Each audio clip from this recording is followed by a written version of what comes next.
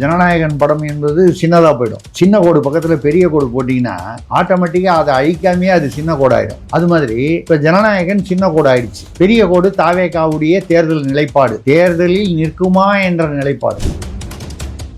போதைப் பொருளை யார் பயன்படுத்தினார்கள் என்பதை தாண்டி போதைப் பொருள் விநியோகம், போதைப் பொருள் பரிமாற்றம், இல்ல பண பரிமாற்றத்தில் போதைப் பொருளும் வருது அப்படின்னாலே அது குற்றம் தான், தனிப்பட்ட முறையில். இன்ஃபேக்ட் இதை விட அது பெரிய குற்றம். இப்படி ஒரு சிக்கலில் ஜான் ஆரோக்கியசாமி இருப்பதாகவும் அதன் அடிப்படையில் அவரை கரூர் என்ற பெயரில் சிபிஐ விசாரணைக்கு புதிதாக அழைத்திருக்கிறது.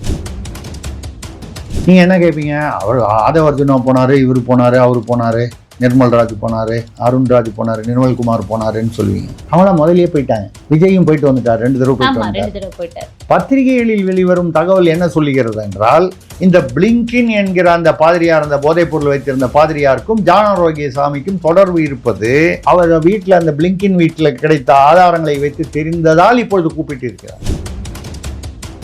ஒருவேளை ஜான் ஆரோக்கியசாமியினுடைய அதாவது நீங்க இந்த பண பரிமாற்றம் தெரியாது, அவர் மீது உண்மையிலேயே அவர் குற்றவாளியா இல்லையான்னு நம்ம சொல்ல முடியும். அது குறித்து விஜயிடமும் விசாரிக்கப்பட்டிருக்கலாம்ல சார்? உங்களுக்கு விசாரிக்கப்பட்டிருக்கலாம், இல்ல இதுக்கப்புறமும் விசாரிக்கலாம் சார். ஆனா இன்னொரு கேள்வி என்னவா இருக்குன்னா, இவ்வளவு பிரச்சனைகள் இருக்கு அப்படின்னும் போது ஒரு சின்ன விஷயம் கூட விஜய்க்கு தெரியாம இருக்குமா அப்படின்ற ஒரு கேள்வியும் இருக்குல்ல சார்? உங்களுக்கு எனக்கும் வரும்போது சிபிஐக்கு வராதா? ஆனா விஜய்க்கு ஓட்டு போடணுமா போட வேண்டாமா அப்படின்னு வரும்போது நான் என்பது ஒரு தனி மனிதனை பற்றி சொல்கிறேன். என்ன என்று எடுத்துக்கொள்ள ஒரு தனி மனிதன், நான் விஜய் ரசிகன்னு வச்சுங்க. தாவேகாவுக்கு ஓட்டு போடுறதுன்றது வேற. அது தாவேகா தொண்டர்களாக இருப்பவர்களும் ஓட்டு போடுவாங்க. விஜய் ரசிகனாக இருப்பவர்கள் திமுகவுக்கும் ஓட்டு போடலாம், அதிமுகவுக்கு போடலாம், பாஜகவுக்கு போடலாம், பாமகவுக்கு போடலாம், யாருக்கு வேணாலும் போடலாம், சீமானுக்கும் போடலாம். கலங்கரை சொந்தங்களுக்கு அன்பு வணக்கம். இன்று நம்மோடு நேர்காணலில் இணைந்திருப்பவர் மூத்த பத்திரிகையாளர் திரிசக்தி அவர்கள். வணக்கம் சார். வணக்கம்மா, சொல்லுங்க. நலமா இருக்கீங்களா? நலம், சொல்லுங்க சார். விஜயனுடைய அந்த ஜனநாயகன் படம் வழக்கு தீர்ப்பு ஒத்தி வச்சிருக்காங்க. இன்னமும் இழுபறியிலேயே ஜனநாயகன் இருக்கே சார், படம் வருமா வராதா?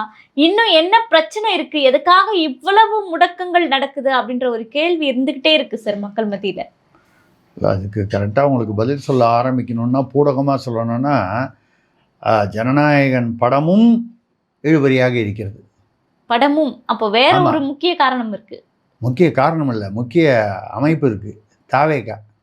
தாவேகா இந்த தேர்தலில் என்ன செய்ய போகிறது என்ற நிலைப்பாடு, அதுவும் இழுபறியில் இருக்கிறது. அதனால தான் ஜனநாயகன் படமும்னு சொன்னது. அதை ஒப்பிடும்போது ஜனநாயகன் படம் என்பது சின்னதாக போயிடும். இந்த பெரிய கோடு பக்கத்தில், சின்ன கோடு பக்கத்தில் பெரிய கோடு போட்டிங்கன்னா ஆட்டோமேட்டிக்காக அதை அழிக்காமே அது சின்ன கோடு ஆகிடும் இல்லையா? ஒரு சின்ன கோடு, அதை சின்னதுன்னு எப்படி சொல்கிறது? அதை சின்னது பண்ணணும், அதை அழிக்க வேண்டாம். அது பக்கத்தில் ஒரு பெரிய கோடு போட்டிங்கன்னா அது ஆட்டோமேட்டிக், நீங்கள் பார்க்கும்போதே இது சின்ன கோடு, அது பெரிய கோடு இல்லையா? கை வைக்காமையே அதை சின்னதாக்கிடலாம். அது மாதிரி இப்போ ஜனநாயகன் சின்ன கோடு ஆயிடுச்சு. பெரிய கோடு தாவேகாவுடைய தேர்தல் நிலைப்பாடு, தேர்தலில் நிற்குமா என்ற நிலைப்பாடு. நிற்கிறதுக்கே வாசல். ஆமா, நீங்க சொல்ல வந்தது பார்த்தா நான் கூட்டணிக்காக ஏதாவது இருக்குமோன்னு பார்த்தேன். காங்கிரஸ் அநேகமாக அந்த பக்கம் போயிடுவாங்கன்னு இருந்தது. அங்கே கூப்பிட்டு எல்லாருக்கும் யாரெல்லாம் தாவேகாவோட சேரணும்னு சொல்கிறாங்களோ எல்லாருக்கும் ஆணி அடித்து ஒழுங்காக போய் இருக்கிற கூட்டணியிலேயே வேலையை பாருங்கள் மல்லிகார்ஜுன் கார்கே அவர்கள் சொல்லி அனுப்பிவிட்டதாக பத்திரிகை தகவல்கள் சொல்கின்றன. அப்படின்னா என்ன அர்த்தம்? திமுக கூட்டணியிலிருந்து அவர்கள் வெளியே வரலன்னு இப்போவும் சொல்லிட்டு இருக்காங்க. அவர்கள் எங்களுக்கு அழைப்பே, அதாவது குழந்தைகிட்ட கேட்டேன்னா, ஏன்டா போய் பக்கத்து வீட்டில் போய் விளையாடினேன், உன்னை யார் பக்கத்து வீட்டுக்கு போக சொன்னான்னு, நீ தானம்மா வாசலில் போய் விளையாடுன்னு சொன்னேன் அப்படின்னு சொல்லி ஏதோ ஒரு காரணம் ஒன்று சொல்கிற மாதிரி இப்போ என்ன சொல்ல ஆரம்பிச்சிட்டாங்க தமிழ்நாட்டு காங்கிரஸ் தலைவர்கள், பொறுப்பானவர்கள், அதாவது சோடங்கர் பொறுப்பாளர். திமுகவிலிருந்து எங்களுக்கு அழைப்பே வரல, முதல்ல மரியாதை நிமித்தம் அந்த குழு சந்தித்ததோடு சரி, அப்போ நீங்கள் கூப்பிடலன்னா நாங்கள் வேறு எங்கேயாவது போய் தானே அப்படிங்கிற ஒரு, அதாவது எக்ஸ்கியூஸ்னு ஆங்கிலத்தில் சொல்லுவாங்க, சமாதானம் சொல்லுவது. நீ ஏன் இங்கே விட்டுட்டு அங்கே போனீங்க அப்படின்னு கேட்டதுக்கு ஒரு காரணம் சொல்கிறார். ஆனால் திமுகவுடன் தான் கூட்டணி என்பது மேலிடத்தின் ஒரு கருத்தாக தெரிகிறது, தீர்வாக தெரிகிறது. ஆனா ராகுல் காந்தி ஜனநாயகனுக்கு சப்போர்ட்டிவா நிக்கிறாரு, தமிழ் பண்பாட்டுக்கே அது ஒரு தடை செய்யக்கூடிய வகையில் இருக்கு அப்படின்ற மாதிரி ஒரு ஸ்டாண்ட் எடுக்கிறாரு இல்ல சார்? அரசியலில் இப்படிலாம் தாங்க ஸ்டாண்ட் எடுப்பாங்க. எதிரிக்கு எதிரி நண்பன் அப்படிங்கிற மாதிரி போடுவாங்க. இப்போ திமுகவில் காங்கிரஸுக்கு வந்து நீங்கள் பீகாரில் தோத்துட்டீங்க, மகாராஷ்டிராவில் தோத்துட்டீங்க, எல்லா ஊர்லேயும் டெல்லியில் தோத்துட்டீங்க, 3வது வந்திருக்கீங்க, 4வது வந்திருக்கீங்க, இங்கே வந்து போன தடவை 22 சீட்டில் 17 சீட்டு எங்களால் ஜெயிச்சிங்க, இந்த தடவை எங்களுக்கு 50 வேணும், 60 வேணும், 38 வேணும், 40 வேணும்னு கேட்டிங்கன்னா எப்படி கொடுக்குறது இப்படின்னு பேசும்போது என்ன செய்யணும்? இவங்க அந்த இப்போ ஆட்டிட்யூட் இப்போ காட்டுறாங்க. ஒரு ஏதோ ஒரு பழைய படம் நீங்கள் பார்த்துருப்பீங்க, மாயவரத்தில் கேட்டாங்க, அது ஏதோ ஒரு பாட்டு வரும், ஆமா ஏன்னா மன்னார்குடியில் கேட்டாங்க, சிங்கப்பூரில் கேட்டாங்க, சிலுக்குவார்பட்டியில் கேட்டாங்க அப்படின்னு ஒரு பாட்டு வரும். ஆமா. அழகாக இருக்கும், வைரமுத்து பாடல் அழகாக இருக்கும் கேட்குறதுக்கு. என்ன மனம் உள்ள பொண்ணு இன்னும் மதுரையில் கேட்டாக, மன்னார்குடியில் கேட்டாக, மாயவரத்தில் கேட்டாக அப்படின்னா என்ன அர்த்தம்? அந்த பொண்ணு சொல்லுது, என்னென்னமோ வந்து எனக்கு வந்து வேறு போக்கத்தை நினைக்காத, ஏன்னா ஊரில் அங்கே கேட்குறாங்க இங்கே கேட்குறாங்க, எனக்கு நிறைய டிமாண்ட் இருக்குது, அவ்வளோதான் விஷயம். அந்த பாட்டு தான் கருத்து, கொள்கை.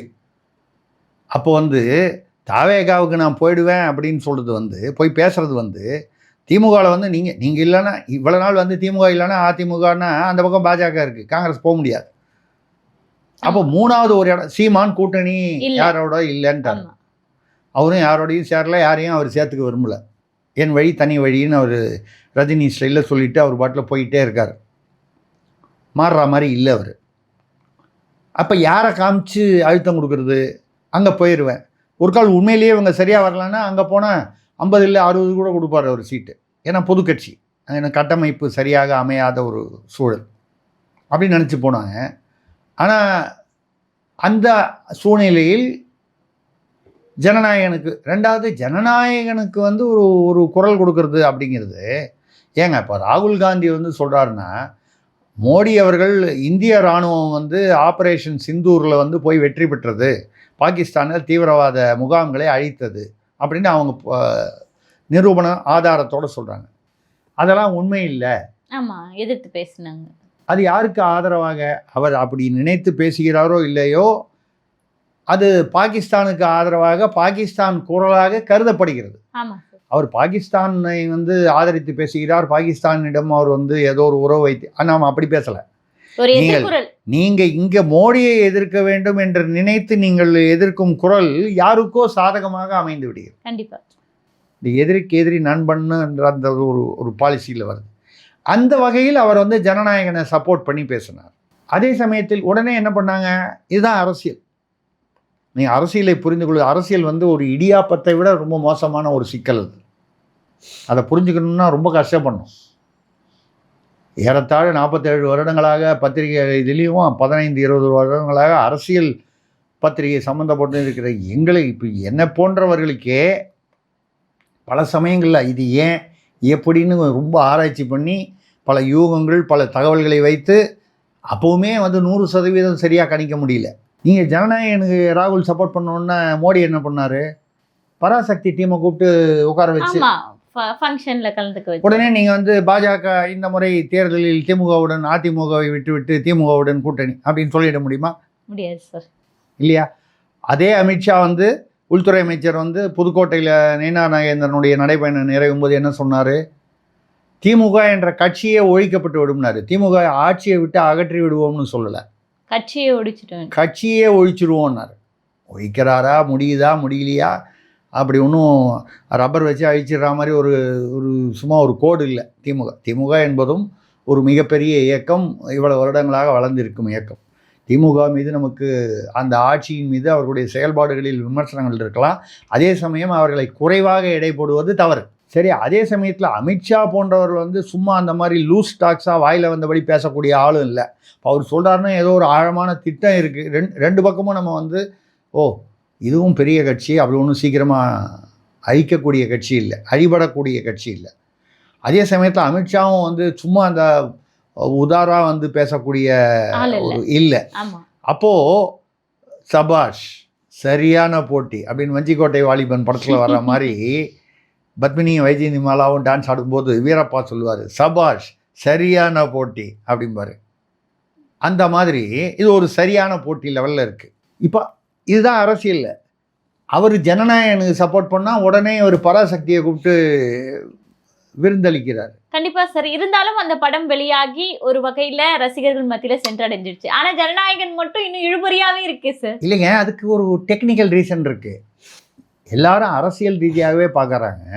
பராசக்தியிலும் வந்து பொய்யான விஷயங்கள், பொய்யானன்னா நான் சொல்றது வந்து உண்மைக்கு புறம்பான அப்படி வச்சுங்க, தவறான தகவல்கள். 200 பேர் வந்து அந்த இந்திய எதிர்ப்பு போராட்டத்தில் இராணுவத்தால் சுட்டுக் கொல்லப்பட்டார்கள். அந்த இராணுவம் மெட்ராஸ் ரெஜிமெண்ட் வந்து இந்தி படை அப்படின்னு படத்தில் சித்தரிக்கப்பட்டது. எம்ஜி தேவசகாயம் என்கிற ஐஏஎஸ், ஓய்வு பெற்ற ஐஏஎஸ் அதிகாரி, அதுக்கு முன்னால் அவர் வந்து இராணுவத்தில் இருந்தார். அந்த கோவையில் இந்த இந்திய எதிர்ப்பு 1965 நடக்கும்போது அவர் இராணுவ படையில் இருந்திருக்கார். அவர் பேட்டி கொடுத்துருக்காரு. இது பொய்யான ஒரு சித்தரிக்கப்பட்ட காட்சி தகவல். 200 பேரே வந்து அந்த சுட்டு செத்து போகலை, 10 பேர் தான் போனாங்க. அதுக்கு காரணமும் வந்து அது இந்தி படை, மெட்ராஸ் ரெஜிமெண்ட் என்பது இந்தி படையில் முக்கால்வாசி தென்னிந்தியர்கள், பாதி பேருக்கு மேலே தமிழர்கள். நானும் அப்போ அங்கே இருந்தேன், ஏதோ ஒரு பதவியில் இருந்தேன். ஏன் வந்து அது சுட வேண்டிய சூழ்நிலை வந்ததுன்னா, ஒரு காவல்துறையினர் வந்து ஜீப்போட உள்ளுக்குள்ளே வந்து ஒரு எஸ்ஐ, 2 கான்ஸ்டபிள், ஏதோ இன்ஸ்பெக்டர், ஒரு 4 பேர் அவர்களை உள்ளே வைத்து எரித்து விட்டார். அவர்கள் சாம்பலாகி விட்டார். நீங்கள் என்றைக்குமே காவல்துறையில் ஒரு கான்ஸ்டபிளை வெட்டிட்டு போனால் கூட, அவன் கான்ஸ்டபிளாக இருந்தால் கூட உடனே பார்த்தீங்கன்னா ரொம்ப அக்ரெசிவாக ஆக்ஷன் எடுப்பாங்க காவல்துறையிலேருந்து. யார் தவறு செய்தார்களோ போய் அவனை வந்து உள்ளே போகும்போது அவனை பிடிச்சிட்டு போவாங்க, வெளியில் வரும்போது அவனை வீல் சேரில் வச்சு மாவு கட்டு போட்டு கூப்பிட்டு வருவாங்க. இல்லைன்னா என்கவுண்டரில், நீங்கள் அது போலி என்கவுண்டர்னு சொல்லுங்கள், உண்மையாக கேட்டால் அவன் வந்து ஆயுதம் வச்சுருக்க இடத்த காமிக்கிறேன்னு சொன்னான்னு ஏதோ ஒரு சொல்லுவாங்க. ஏன் அப்படி செய்கிறாங்க? அது நியாயமாக, சட்ட ரீதியாக அது வந்து தவறுன்னு சொல்லலாம். தார்மீக ரீதியாக வந்து அது சரின்னு சொல்லக்கூடியது வந்து என்னன்னு கேட்டிங்கன்னா, காவல்துறைனா அவனும் மனுஷன்தான், அவனை பார்த்து என்ன பயப்படுறாங்க? அந்த சீருடையை பார்த்து தான் பயம். அந்த பயம் போயிடுச்சுன்னா நீங்கள் வந்து ஒன்றுமே பண்ண முடியாது. ஜெயலலிதா அவர்கள் ஆட்சியில் இருக்கும் பொழுது ஒரு தேசியமயமாக்கப்பட்ட வங்கி வந்து ஓயமாரில் வடநாட்டை சேர்ந்த ஒரு 7 பேர் கொள்ளையர்கள். அது வரைக்கும் நம்ம வடநாட்டு கொள்ளையர்கள் தமிழ்நாட்டில் வங்கி கொள்ளைங்கிறது நடக்காத ஒரு விஷயம். பட்ட பகலில் திடீரென்று மோமோடியுடன் துப்பாக்கியுடன் வந்து ஒரு குறிப்பிட்ட தேசியமயமாக்கப்பட்ட வங்கி ஓயமாரில் கொள்ளை எடுத்துக்கொண்டு போய் 7 கோடி என்னமோ எவ்வளோ இருந்துச்சோ அதை எடுத்துகிட்டு போயிட்டாங்க. உடனே வந்து ஜெயலலிதா அவர்கள் டிஜிபியோ அரையோ கமிஷனரையோ கூப்பிட்டு, எனக்கு என்ன பண்ணுவீங்களோ தெரியாது, 24 மணி நேரத்தில் குற்றவாளிகளை பிடிக்கணும். ஏன்னா மக்களுடைய நம்பிக்கை போயிடும். பட்ட பகலாக வடநாட்டு கொள்ளையர்கள் வந்து உள்ளே நுழைஞ்சு மோமோடி போட்டு 7 கோடியை தூக்கிட்டு போகிறான்னா, அந்த வங்கியில் வரக்கூடிய வாடிக்கையாளர்கள், பொதுமக்களுடைய பாதுகாப்பு கண்டிப்பாக. அப்போ ஆட்சியுடைய திறமை வந்து கேள்விக்குறியாகும். முதலமைச்சருடைய திறமையை வந்து கேள்விக்குறியாகும். நைட்டு வந்து டிஜிபியோ கமிஷனரோ உயர் அதிகாரி அவன் தாம்பரத்தில் எங்கேயோ ஒரு வீட்டில் வந்து தங்கியிருக்காங்க, அவங்கள ரவுண்ட் ஆஃப் பண்ணிட்டான், எல்லாம் தூங்கிட்டு இருக்காங்க. நார்மலாக நீங்கள் என்ன நினைப்பீங்க? எல்லாரையும் எழுப்பி கைது பண்ணி கூப்பிட்டு போவாங்க. ஜெயலலிதா அவர்கள் வித்தியாசமாக அப்படி என்று அப்போது தகவல் பரவியது. எல்லாரையும் போட்டு தள்ளிடுங்க, தூக்கி கொண்டிருக்கிறார். என்ன பண்ணாங்க? ஜன வழியாக வந்து பார்த்தா அங்கே ஒருத்தர் தூங்கிட்டான், இங்கே ஒருத்தர் தூங்கிட்டுருக்கான், இங்கே ஒருத்தன் அப்படி அங்கே சோஃபாவில் ஒருத்தர் படுத்துக்கிட்டு இருக்கான். எல்லாரையும் சுட்டு கொண்டுட்டாங்க. கொண்டுட்டு இது வந்து அப்போ பத்திரிகையில் வெளிவந்த தகவல் இது. அதை அடிப்படையாக சொன்னு தான் நான் சொல்கிறேன். அவங்க பக்கத்தில் போய் இவங்களா அவங்களே துப்பாக்கி எங்கேயோ உள்ளுக்குள்ளே வச்சுருப்பான். அந்த துப்பாக்கியை காமிச்சதுன்னு மிரட்டினான். கூடவே 2 துப்பாக்கியும் சேர்த்து அங்கே வச்சுட்டு, நாங்கள் அவர்களை பிடிக்க போன போது துப்பாக்கியால் சுட வந்தார்கள் போலீஸாரை, அதனால் சுட்டு கொண்டுட்டோம். அதுக்கு ஒரு ஜஸ்டிஃபிகேஷன், நியாயம். அப்பொழுது எதிர்கட்சிகள் திமுக உட்பட இது மாதிரி வந்து இது போலி என்கவுண்டர் அப்படின்னு சில பத்திரிகைகளில் அது ஒரு குரல் வந்தது. ஆனால் பொதுமக்கள் என்ன சொன்னாங்கன்னா, ஜெயலலிதா போலி என்கவுண்டர் செய்திருந்தாலும் அது நியாயமே என்று பொதுமக்களுடைய ஆதரவு ஆட்சியாளரான ஜெயலலிதாவை பாராட்டி இருந்தது. நீங்கள் சட்ட ரீதியாக பார்க்க போனால் இது தவறு என்று சொல்லலாம், தார்மீக ரீதியில் எப்படி வேணாலும் நீங்கள் சொல்லலாம். ஆனால் மக்களுக்கு அது தைரியம் கொடுக்கிறது, கண்டிப்பாக நம்பிக்கையை கொடுக்கிறது. அந்த நம்பிக்கையை வைத்து தான் காவல்துறையை நடத்த முடியும். நிச்சயமா. நீங்கள் வந்து அந்த காக்கி சட்டை போட்டதுனால உடனடியாக அவர் வந்து பெரிய பலவான் ஆகிடுவாரா? அவர் எவ்வளோ பெரிய அதிகாரியாவோ கான்ஸ்டபிளாவோ இன்ஸ்பெக்டராவோ யாராக இருந்தாலும் அவருடைய பவர் வந்து அந்த சீருடையும் அவருக்கு இருக்கும் அதிகாரமும் தானே தவிர அவருடைய உடல் பலம் மட்டுமல்ல. உடல் பலமும் இருக்கும்.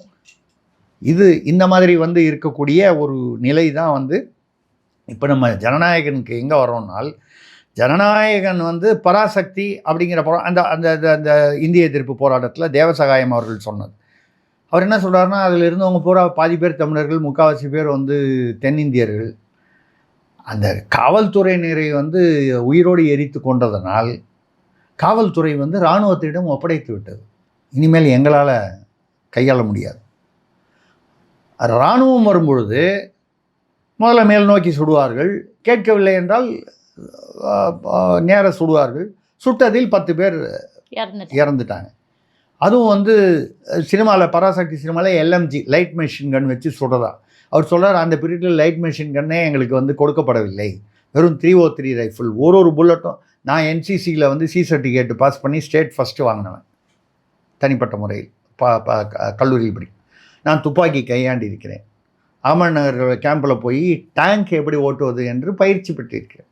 இராணுவத்தில் சேரல, அது எனக்கு நல்லதா இராணுவத்துக்கு நல்லதான்னு தெரியல. இருந்தாலும் வந்து இராணுவத்தில் சேரும் வாய்ப்பு எனக்கு இல்லை எனக்கு விருப்பம் இல்லைன்னு வைங்க. எதுக்காக சொல்கிறேன்னா, அந்த 303 ரைஃபிள்ங்கிறது ஒரு புல்லட்டாக எடுத்து போட்டு மேகசினில் செட் பண்ணி காவல்துறையினராக இருந்தாலும் இராணுவத்தினராக இருந்தாலும் மேலதிகாரி உத்தரவு இல்லாமல் சுட முடியாது. துப்பாக்கி இருக்குது, குண்டு இருக்குன்னு சொல்லி யாரை வேணாலும் சுற்ற முடியாது. அப்படிப்பட்ட சூழ்நிலையில் 200 பேர் என்று சொல்வது கற்பனை. கண்டிப்பா சார். அப்படி இருந்தாலும் சர்ச்சைக்குரிய சில விஷயங்களை நீக்கினாங்க, படம் வெளியிடப்பட்டது. அங்கதான் வரேன், நீங்க சொல்ற பாயிண்ட்டுக்கு தான் நான் வரேன். இதை தாண்டி வெளியிடப்பட்ட படத்திலேயே இவ்வளவு வந்து தகவல்கள், அதை நீங்கள் கற்பனைன்னு சொல்லலாம், பொய்ன்னு சொல்லலாம், இல்லை மிகைப்படுத்தப்பட்ட எப்படி வேணாலும் சொல்லலாம், அவரவர்கள் விருப்பப்படி. அப்படி தேவசகாயம் என்பவர் ஒரு நேர்மையான IAS அதிகாரியாக பெயர் பெற்றவர். ஓய்வு பெற்றுவிட்டு ரொம்ப வருஷம் ஆகுது, வயதானவர், பெரியவர். அவர் வந்து சொல்கிறார், பொய் சொல்கிறதுக்கு வாய்ப்பு இல்லை. அதுவும் அன்று நடந்ததை பற்றி இன்றைக்கி அவர் பொய் சொல்லி அவர் அரசியல்லையா இருக்கார். அவர் நேரடியாக பார்த்தது இல்லைங்க, சினிமாவில் வர்றது கொஞ்சம் புனையப்பட்டது, ஆக்சுவலாக அப்படி நடக்கலைங்க அப்படின்றத உண்மையாக ஒரு அறிக்கையில் ஒரு பேட்டியில் சொல்லியிருக்கார். இப்போது அவங்களே 25 கட்டு பண்ணியிருக்காங்க. இதுக்கு அதை தாண்டி தான் இதெல்லாம், புரியுது சார் இல்லையா? அதே மாதிரி அவங்களும் வந்து மும்பையில் ரிவைசிங் கமிட்டி அங்கே அனுப்பிச்சு தான் அவங்க சொன்ன கட்டையும் மியூட் பண்ணது எல்லாத்தையும் அவர்கள் சொன்னதெல்லாம் செய்து தான் அந்த படம் கடைசி முதல் நாள் தான் வந்துச்சு.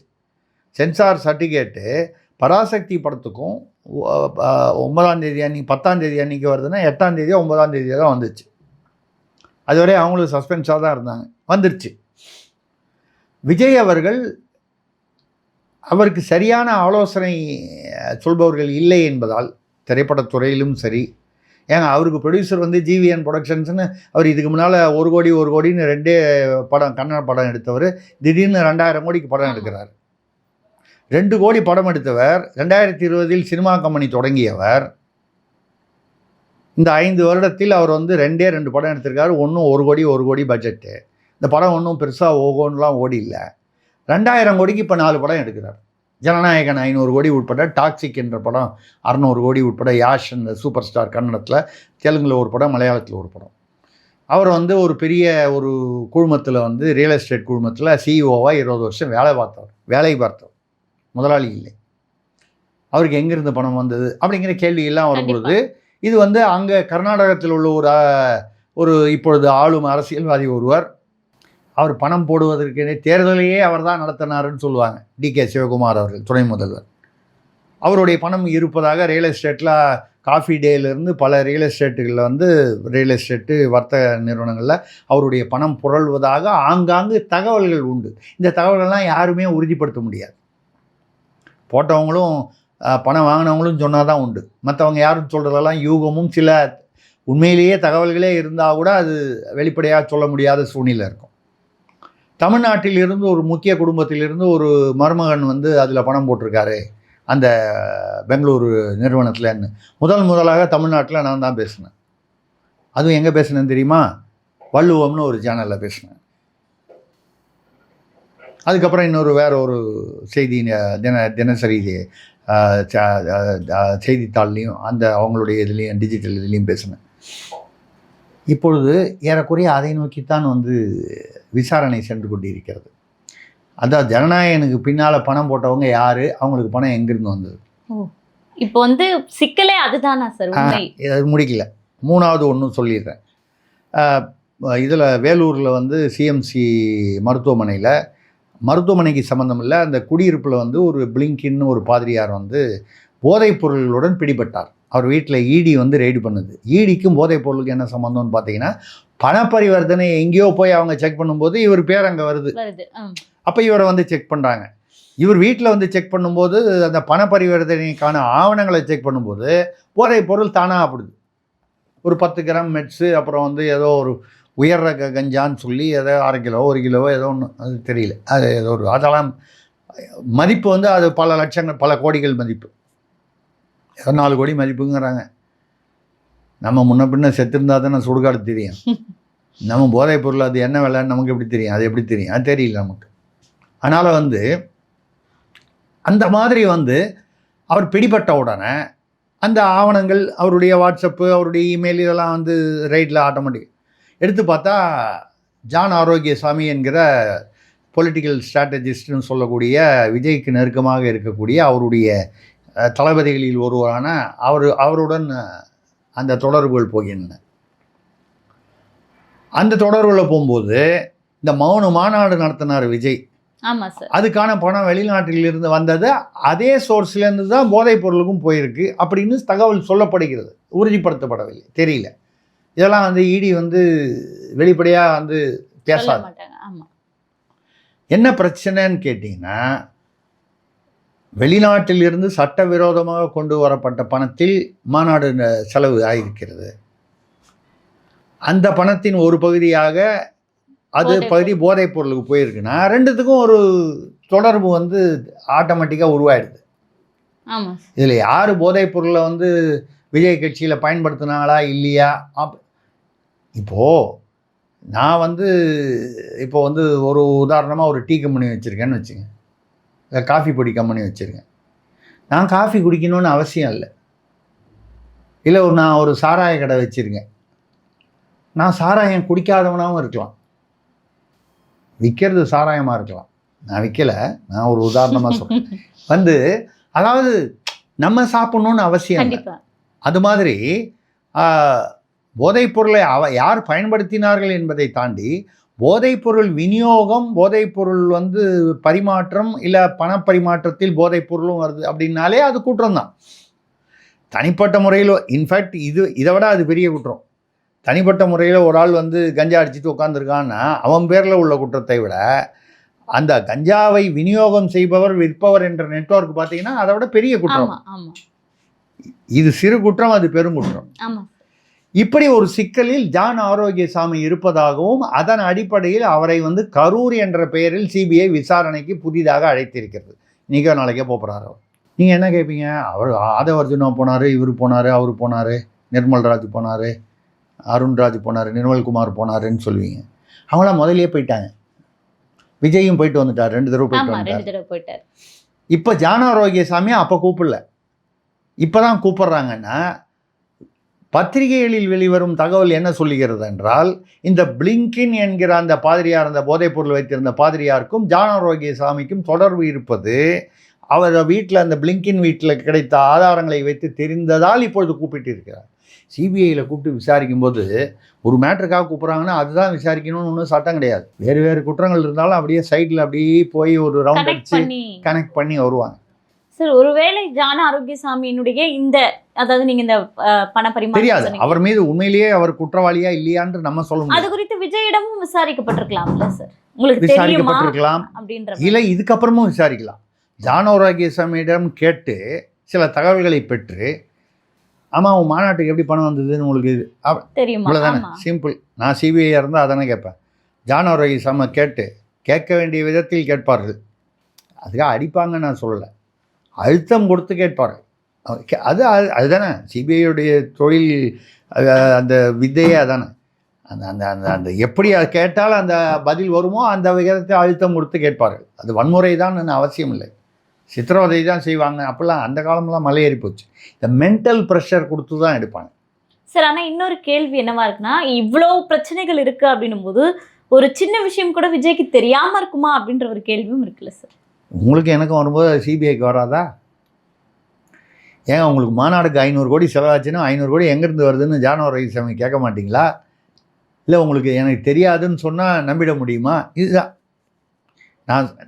நான் வந்து சிக்கலில் விஜய் வந்து சிக்கியிருக்கிறார், இந்த வலையில் அவர் சிக்கியிருக்கிறார் அப்படின்னு சொல்கிறது எந்த அடிப்படையிலும் உங்களுக்கு நீங்களே பதில் சொல்லிட்டீங்க. எனக்கு தெரியாது.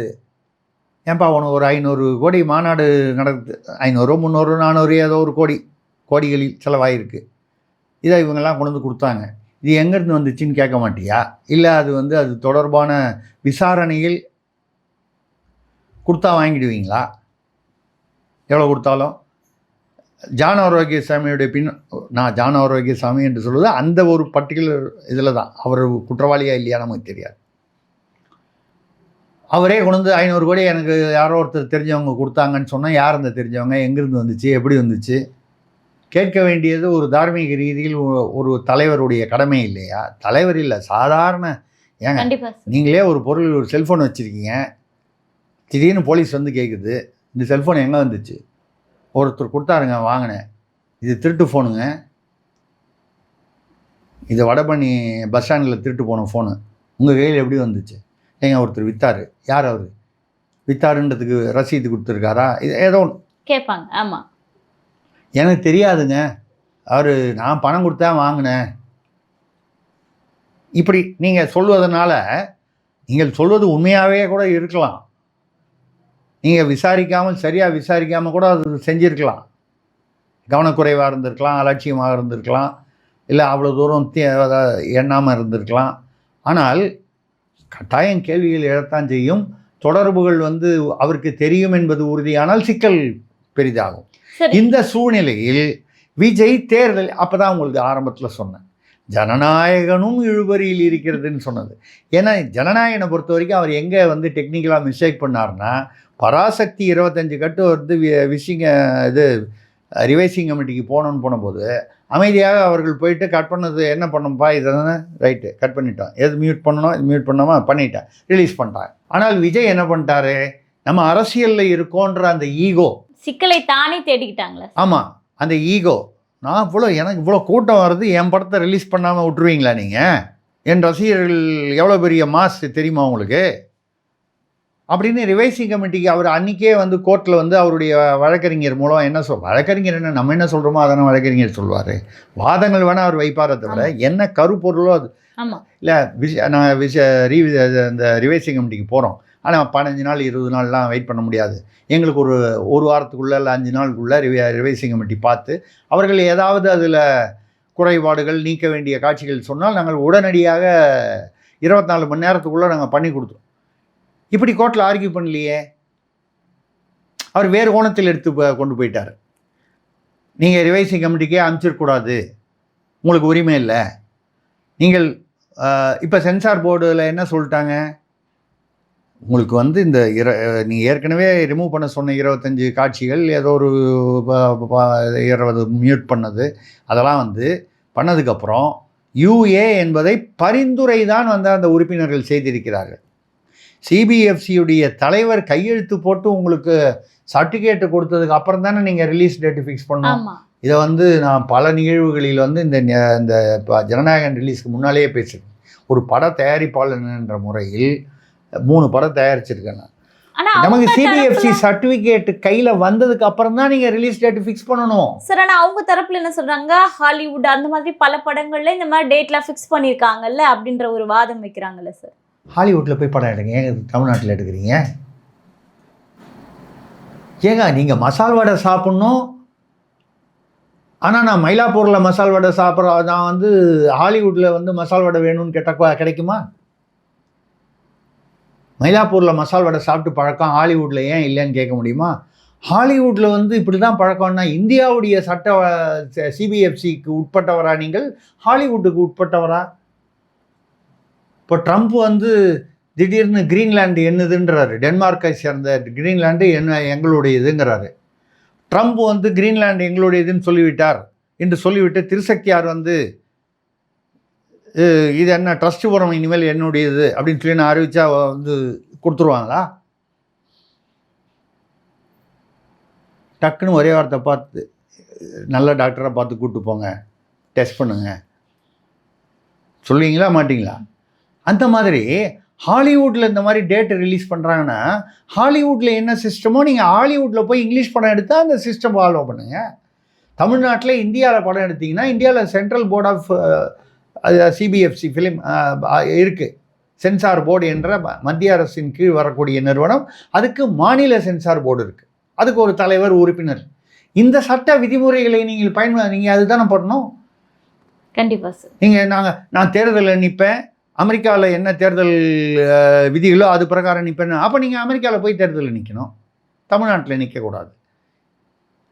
இப்படி யாராவது வந்து அமெரிக்காவில் தேர்தல் முறை பிரகாரம் தான் நாங்கள் தமிழ்நாட்டில் நிற்போன்னு சொன்னால் அது எவ்வளவு கேனத்தனமாக இருக்குமோ அந்த மாதிரி பேசக்கூடாது. ஒரு முதிர்ச்சி அடைந்த கட்சி தலைவரோ தலைமையோ அப்படி பேசக்கூடாது இல்லையா? இப்போ இங்கே தமிழ்நாட்டில் வந்து அந்த ரிவைசி கமிட்டிக்கு போகிறேன்னு சொல்லி கேட்டிருந்தா ஒரு கால் நீதிபதியாக என்ன சொல்லியிருக்கலாம், நீதிபதியோ அந்த அமர்வோ அவங்க வந்து 15 நாள் 30 நாள்லாம் வந்து டைம்லாம் கொடுக்க முடியாதுங்க, ஒரு வாரம். அதையும் அவங்களுக்கு உடனடியாக கூப்பிட்டு சொல்லி நீங்கள் 24 மணி நேரத்தில் கொடுக்கணும். அவர் கொடுத்த உடனே அவங்க அதிலிருந்து மேக்ஸிமம் இன்னொரு 24 மணி நேரத்தில் அவங்க சப்மிட் பண்ண, அதாவது நீக்கிட்டேன்னு சொல்லி சப்மிட் பண்ணதுலேருந்து 24 மணி நேரத்துக்குள்ளே சர்டிஃபிகேட் வந்து படம் ரிலீஸ் ஆகணும். அதாவது நீதிமன்றம் சொல்லுவதற்கு ஒரு வாய்ப்பு கிடைத்திருக்கும். கண்டிப்பாக சொல்லியிருக்குமா இல்லையான்னு நம்ம நீதிபதி இல்லை. அது இல்லாமல் இவர் உடனே இங்கே உயர்நீதிமன்ற அமர்வில் இருக்கும்போதே உச்ச நீதிமன்றத்துக்கு போயிட்டார். அடிப்படையில் தவறான விஷயம். உயர்நீதிமன்றத்தில் உங்களது வந்து ஏதோ ஒரு வகையில் ரிஜெக்ட் ஆகிடுச்சு, தள்ளுபடி ஆகிடுச்சுன்னா நீங்கள் உச்சநீதிமன்றம் போகலாம். இங்கே இருக்கும்போதே உச்சநீதிமன்றம் போனால் என்ன சொல்லுவோம், உச்சநீதிமன்றம் எல்லாரும் எதிர்பார்க்குற விஷயம். அது நான் வழக்கறிஞர், உச்சநீதிமன்றம் இப்படி தான் சொல்லணும். உயர்நீதிமன்றத்தை முடிச்சுக்கிட்டு வாங்க, அதை பைபாஸ் பண்ணி நீங்கள் இங்கே வர முடியாது.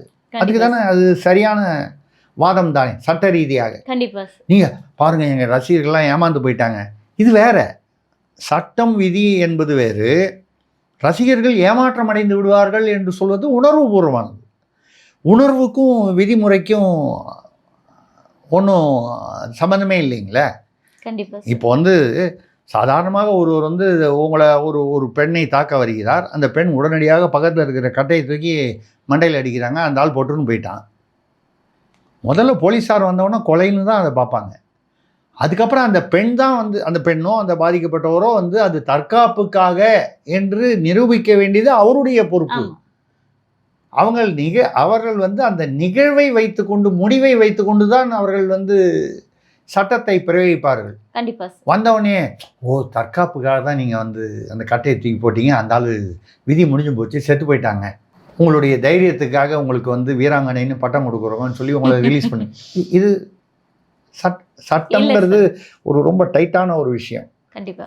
அதுதான் வந்து விஜய் வந்து இப்போ வாதம் பிரதிவாதம் வைக்கப்பட்டதுல சார், ஆனா தீர்ப்பு ஏன் சார் உடனடியாக வழங்காம, அதாவது டேட்டே குறிப்பிடாம தள்ளி வச்சிருக்காங்க சார்? இல்லை, அவங்க வந்து என்ன அதுக்கு பதிலும் சொல்லியிருக்காங்களே, அன்றைக்கி ஒரு நாளைக்கு நீங்கள் வாதம் பண்ணிவிட்டு அந்த வாதத்தை அன்றைக்கே தீர்ப்பு கொடுக்கணும், ஒரே நாளில் நாங்கள் தீர்ப்பு கொடுப்பது என்பது அப்படி, அதாவது ப்ராக்டிக்கலாக வந்து இயலாத காரியம். தீர்ப்பு ஒத்தி வைக்கப்பட்டதுன்னு சொன்னால் ஏதோ 6 மாதத்துக்கு ஒத்தி வச்சுருக்கோம்லாம் சொல்லலை. அது என்னை எனக்கு தெரிந்த இதில் வந்து சில நாட்களில் அது வந்து தீர்ப்பு வழங்கப்படும். அவங்க வந்து அதில் வந்து இந்த ரிவைசிங் கமிட்டிக்கு அனுப்பிச்சு மறுபடியும் அவங்கள வந்து அந்த முறையிலேயே பண்ணுறதா, இல்லை சென்சார் போர்டிலிருந்து நீங்கள் வந்து இதுக்கப்புறம் விசாரணை இருக்காது, தீர்ப்பு தான். தீர்ப்பு என்ன, ரிவைசிங் கமிட்டிக்கு போகணும்னு சொன்னால் இன்னும் தாமதம். போய் அவங்க பார்க்குறதுக்கு ஒரு நாட்கள், ஒரு டைம் லைன் ஃபிக்ஸ் பண்ணுவாங்க கோர்ட்டில். அந்த லைனில் போனால் தீர்ப்பு, அது அந்த டயத்துக்குள்ளே நீங்கள் பார்த்து அவங்களுக்கு என்ன ஏதாவது மாற்றங்களோ ஏதாவது செய்யணும்னா சொல்லணும். நீங்கள் அதை வந்து இத்தனை டைம் லைனுக்குள்ளே நீங்கள் பதில் அதை நிறைவேற்றணும். அவங்க அதை நிறைவேற்றினதுலேருந்து இவ்வளவு டைம் லைனுக்குள்ளே நீங்கள் வந்து சர்டிஃபிகேட்டு கொடுத்துடணும். இப்போ இது ஒரு வகை நம்ம யூகத்தில் சொல்கிறோம். இப்படி இல்லை ரிவைசிங் கமிட்டிக்கு போக வேண்டியதில்லை, இப்படியே வந்து ரிலீஸ் பண்ணலாம், சர்டிஃபிகேட்டு கொடுக்கலாம். நம்ம நீதிபதி இல்லை, இப்படி தான் கொடுப்பாங்க, இப்படி தான் கொடுக்கணும்னு சொல்கிறது நீதிமன்றத்தின், அதுவும் அமர்வு, 2 பேர் உள்ள அமர்வு, அவங்களுடைய கருத்து, அங்கே அந்த வழக்கு விவரங்கள், விதிகள், இதெல்லாம் பொறுத்து. இது 2க்குள்ளே ஒன்று தான் நடக்க போகுது. எப்படியா இருந்தாலும் அவங்க வந்து தீர்ப்பு அடுத்த வாரத்தில் கொடுக்கிறார்கள் என்றால் உடனடியாக ரிலீஸ்னால் உடனடியாக வந்துட போகுது. ரிவைசிங் கமிட்டிக்கு போக வேண்டாம்னு, போகணும்னு சொன்னால் இன்னும் ஒரு வாரமோ 2 வாரமோ தள்ள போகுது. கண்டிப்பா சார். சார், இப்போ இந்த படத்துக்கு ஒரு பக்கம் சிக்கல் இருக்கட்டும் சார், இப்போ அதன் பின்னாடி இன்னொரு சிக்கல் இருக்கு. ஜான் ஆரோக்கியசாமி அந்த பணப்பரிமாற்றம் பத்தி நம்ம பேசணும்ல சார். இப்போ இந்த நிலையில விஜயனுடைய வீட்டுக்கோ ஜான் ஆரோக்கியசாமி அவருடைய வீட்டுக்கோ இடி ரெய்ட் நடக்கிறதுக்கு வாய்ப்பு இருக்கா? அதற்கான ஆவணங்களோ ஆதாரங்களோ அவர்கள் கையில் சிக்கினால் அவர்களுக்கு அந்த மாதிரி ஒரு ஆதாரங்கள் வந்து இது தொடர்பு இருக்கிறது, அப்படி ஒரு ரெய்டு செய்தால் மேலும் வந்து அந்த தொடர்புகள் உறுதிப்படுத்தப்படலாம் என்ற ஒரு சந்தேகமோ, அதற்கான ஒரு அடிப்படை பிரைமா ஃபேசி எவிடன்ஸ்னு சொல்லுவாங்க. அந்த பிரைமா ஃபேசினா அடிப்படை ஆதாரங்கள் இருக்குமானால் நடக்கலாம். நடக்கும்னு நம்ம வந்து ஜோசியம் சொல்கிறது இல்லை, நடக்கலாம். அது ஆதாரங்களை பொறுத்து இருக்குது. அவங்க வீட்டில் உள்ள ஆதாரங்களை அவங்க வெளியில் சொல்ல மாட்டாங்க. எல்லாருக்கும் வெளியில் சொல்லிவிட்டு அப்புறம் அவங்க எப்படி விசாரணை பண்ணுறது? அதனால் இது வந்து இல்லை, நம்மளும் என்ன எதிர்பார்க்குறோன்னா, என்னைக்கு வந்தாலும் விஜய் படம் வந்து நிச்சயமாக அது வந்து வரவேற்பு பெறும். அவருக்கென்று ஒரு பெரிய ரசிகர் கூட்டம். நான் வந்து தாவேகாவை வைத்து மட்டும் சொல்லவில்லை, தாவேகாவை தாண்டியும் ரசிகர் கூட்டம் இருக்கு. அந்த படம் நல்லா இருக்குன்னு சொன்னால் நானே போய் பார்ப்பேன். ஆனால் விஜய்க்கு ஓட்டு போடணுமா போட வேண்டாமா அப்படின்னு வரும்போது நான் என்பது ஒரு தனி மனிதனை பற்றி சொல்கிறேன். என்னை என்று எடுத்துக்கொள்ள ஒரு தனி மனிதன், நான் விஜய் ரசிகன்னு வச்சுங்க. தாவேகாவுக்கு ஓட்டு போடுறதுன்றது வேற, அது தாவேகா தொண்டர்களாக இருப்பவர்களும் ஓட்டு போடுவாங்க. விஜய் ரசிகனாக இருப்பவர் திமுகவுக்கும் ஓட்டு போடலாம், அதிமுகவுக்கு போடலாம், பாஜகவுக்கு போடலாம், பாமகவுக்கு போடலாம், யாருக்கு வேணாலும் போடலாம், சீமானுக்கும் போடலாம், விஜய்க்கும் போடலாம். போட மாட்டாங்கன்னு சொல்லலை, போட்டு தான் ஆகணும்னு சொல்ல முடியாது. கண்டிப்பாக சார். இப்போ நான் கூட கில்லி 3 தடவை பார்த்தேன். கோட்டு படம் பார்த்தேன், எனக்கு பிடிக்கல. கில்லி எனக்கு ரொம்ப பிடிச்சது. சும்மா ஒரு ஒப்புமைக்காக சொல்கிறேன். சில படம் பிடிக்கும், சில படம் பிடிக்காது. எனக்கு கோட்டு பிடிக்கலன்றதுனால உங்களுக்கு பிடிக்காதுன்னு சொல்ல முடியாது, பிடிக்கலாம் உங்களுக்கு. ஸோ இந்த ரசிகத்தன்மை என்பது வேறுபடும். பொதுவாக வந்து நல்ல படமாக, தரமான படமாக, ஒரு என்ன சொல்கிறது, என்டர்டெயின்மெண்ட், பொழுதுபோக்காக இருக்கக்கூடிய படம்னா பிரமாதமாக ஓடும். கில்லிலாம் வந்து எவ்வளோ பிரமாதமாக ஓடிச்சு. கண்டிப்பா சார். சரி, இப்போ விஜயின் பின்னாடியில இந்த மாதிரியான பல சிக்கல்கள் இருந்தாலும் ஜான் ஆரோக்கியசாமியின் மூலமாக, இந்த பண பரிவர்த்தனை மூலமாக அப்படின்னும் போது, விஜய் ஏற்கனவே அரசியலுக்கு வந்த பொழுது அவர் மீது வைக்கப்பட்ட ஒரு குற்றச்சாட்டுகள் என்ன அப்படின்னு பார்த்தீங்கன்னா, விஜய் வந்து 6 மணிக்கு மேலே வெளியே வர மாட்டார் அப்படின்னா, அவர் ஒரு போதைப் பொருளுக்கு அடிமையாக இருக்கார் அப்படின்ற மாதிரியான முத்திரைகள் குற்றப்பட்டது இல்லை சார். இப்போ இந்த வழக்குகளோட கனெக்ட் பண்ணி பார்க்கும்போது அதெல்லாம் உண்மையா இருக்குமோ அப்படின்ற ஒரு சந்தேகமும் வலுப்பெறுது இல்லை. நம்ம வந்து ஆதாரங்கள் இல்லாமல் யாரையும் வந்து குற்றம் சாட்டுவது வந்து நியாயம் இல்லைங்கிறது என்னுடைய தனிப்பட்ட கருத்தியல். யாரோ சொல்கிறாங்கன்னால் அது உண்மையாகவும் இருக்கலாம், இல்லாமலும் இருக்கலாம். ரொம்ப நடுநிலையாக நம்ம வந்து அதை வந்து எந்தவித ஒரு சார்பும் இல்லாமல் நோக்கும்போது, யாரோ ஒருவர் வந்து யூடியூப்பில் வந்து ஒரு அரசியல்வாதியோ ஒரு சிலரோ இல்லை ஒரு கட்சி சார்பாகவோ விஜய் மீது ஒரு பர்சனலாக ஒரு குற்றச்சாட்டை வைக்கிறார்கள் என்பதால் அதை அப்படியே நம்ம உண்மைன்னு எடுத்துக்க வேண்டியதில்லை. அதே சமயத்தில் அது உண்மையாக இருந்தால் அது அவர் கவலைப்பட வேண்டும். அது உண்மை இல்லைன்னு நம்ம போய் வாதாடுறதுக்கு நமக்கு எந்தவித உரிமையும் இல்லை, நமக்கு தகவலும் இல்லை. இல்லை உண்மைதான் அப்படின்னு சொல்கிறதுக்காக வந்து தகவலும் ஆதாரமும் இருக்கணும். ரெண்டுத்துக்கும் நமக்கு இல்லை. அப்படி இருக்கும்போது என்னை பொறுத்தவரை இதை போன்ற அவர் மீது வந்து அந்த மாதிரி ஒரு குற்றச்சாட்டுகள் வைப்பது வந்து என்னை பொறுத்தவரை சரியில்லை என்பது. வைக்கிறவங்க வந்து எந்த நோக்கத்தோடு வைக்கிறார்கள், அந்த நோக்கத்தில் வந்து நியாயம் இருக்கிறதா இல்லையா நமக்கு தெரியாது. அது வந்து ஒரு கட்சி சார்பு இல்லை வந்து ஒரு ஒரு விஜயுடைய புகழுக்கு களங்கம் இப்படியெல்லாம் எண்ணம் இருக்குமா அப்படி நம்ம அதுக்கு மேலே ஆராய்ச்சிக்கு போகிறது நியாயம் இல்லை. என்னை பொறுத்தவரை 6 மணிக்கு மேலே வெளியில் வரமாட்டார் அப்படின்னு சொன்னால் எத்தனையோ தடவை வெளியில் வந்திருக்கலாம், மிகைப்படுத்தலாகவும் இருக்கலாம். அனாவசியமாக யாரையும் பார்த்து இவர் வந்து அதுக்கு அடிமையானவர் இதுக்கு அடிமையானவர் அப்படின்னு சொன்னால் அது உறுதியாக தெரிந்தால் மட்டுமே அப்படி சொல்வது நியாயமாகும். அதுவும் தனிப்பட்ட முறையில் சொல்கிறோம் இல்லையா. கொள்கை ரீதியாக ஒருவரை சொல்வது என்பது வேறு, கருத்தியல் ரீதியாக அவருக்கு வந்து தலைமை பண்பு வந்து இன்னும் அந்த அளவுக்கு முதிர்ச்சி பெறவில்லை என்று சொன்னால் அது கருத்து விமர்சனம். தனிப்பட்ட முறையில் அப்படி பார்க்க போனால் நான் வந்து இது வந்து நான் ஏதோ விஜய் சப்போர்ட் பண்ணணுன்றதுக்காக சொல்ல, நான் எந்த தலைவராக இருந்தாலும் சொல்கிறேன். 100% வந்து மிக சுய கட்டுப்பாடும் ஒழுக்கமும் மிக நல்ல பழக்கங்களும் உள்ள தலைவர் அப்படின்னு நம்ம யாரையாவது அடையாளப்படுத்த முடியுமான்னா முடியாது. ஏன் முடியாதுன்னா எல்லாருமே வந்து தப்பு பண்ணுறாங்கன்ற அர்த்தத்தில் சொல்லலை, நமக்கு தெரியாது. நீங்கள் யாரை வந்து ஆகா அவர் பிரமாதம் சொல்கிறீங்களோ, ஒரு கால் திரைமறைவில் அவர் வித்தியாசமாக இருந்தால் கண்டிப்பாக இருக்க வாய்ப்பு உண்டுன்னு தான் சொல்லலாமே தவிர இருக்கிறார் என்று நாம் சொல்ல முடியாது. இது யாருக்கும் பொருந்தும். கண்டிப்பாக ஏன் விஜய்க்கு பொருந்தக்கூடாதா? நம்ம வந்து விஜய்க்கு எதிராக உள்ள வாதங்களையும் வைக்கிறோம், அதே சமயத்தில் அனாவசியமாக அநியாயமாக இல்லை ஆதாரங்கள் இல்லாமல் அவர் மீது வைக்கப்படும் குற்றச்சாட்டுகளை நாம் வந்து தவிர்க்கிறோம். ஒருவேளை உண்மையாக இருந்தால் இந்த கோணத்திலும் விசாரணை போகும் இல்லை சார்? அது போகும். நீங்கள் அதான் நான் உங்களுக்கு சொன்னேன், அவர் வந்து போதைப் பொருளுக்கு அடிமையாக இருக்கிறாரா இல்லையா என்பதை தாண்டி நான் அந்த வரைக்குமே போகலை. போதைப் பொருள் தொடர்பான பணத்தை அவர் கையாண்டிருக்கிறார் அரசியலுக்காக கூட, அப்படின்னாலே சிக்கல் வரும்ன்ற. புரியுது சார். அவர் வந்து சிகரெட்டு கூட பிடிக்க மாட்டாரு, ரொம்ப இதுவாக சொல்ல போனால் வெங்காயம் பூண்டு கூட சாப்பிட மாட்டார், கத்திரிக்காய் கூட சாப்பிட மாட்டார் அப்படின்லாம் நீங்கள் வந்து ஏதாவது அது இல்லை. இங்கே அவருடைய தனிப்பட்ட ஒரு குணாதிசயம் வந்து இங்கே வரல. இங்கே வந்து பொது பணம், சட்டம், விதிகள், விதிமீறல்கள், இதுதான். இந்த விதிமீறல்களில் தனிப்பட்ட அவருடைய நடவடிக்கையும் அதில் இணைந்து ஏதாவது தெரிந்தால் அது வேறு விஷயம். என்னை பொறுத்தவரை அது வந்து ஒரு வாதத்திற்கோ விவாதத்திற்கோ அப்பாற்பட்டது என்பது என்னுடைய கருத்து.